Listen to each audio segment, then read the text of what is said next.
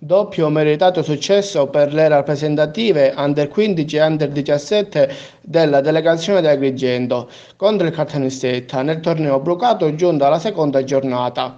Nella prima partita i giovanissimi guidati da Costantino Soglia e Saverio Guardino si sono imposti con il netto risultato di 3-1 grazie al gran gol di Edoardo Giuliano e alle reti di Alessandro Bartolomeo e Arturo Nuara. Spettacolare il match degli allievi vittoriosi con il risultato di 2-1 che non rende giustizia alla grossa prestazione dei ragazzi di Lillo Giardino e Carmelo Giordano. I gol portano la firma del capitano Benedetto Greco, autore di una doppietta. Nelle immagini l'azione del primo gol di Greco. I biancazzurri hanno anche colpito un clamoroso palo con un gran tiro di Giovanni Urso e si sono visti negare due evidenti calci di rigore su Rinaldo e Camilleri. A fine partita abbiamo intervistato il capitano Benedetto Greco e il tecnico Carmelo Giordano.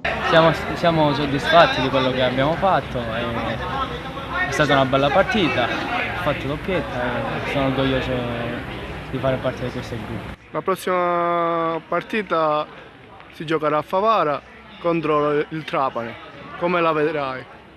Dobbiamo entrare con questo spirito che siamo entrati oggi e dobbiamo vincere anche questa battaglia. Abbiamo portato a casa una prestigiosa vittoria che ci permette di fare un bel balzo avanti in classifica e di metterci nelle condizioni migliori per approdare alle semifinali, anche se ancora la strada è lunga perché abbiamo una partita difficile in casa con il Trapani, però diciamo che oggi abbiamo dato un segnale che Agrigento c'è ed è presente.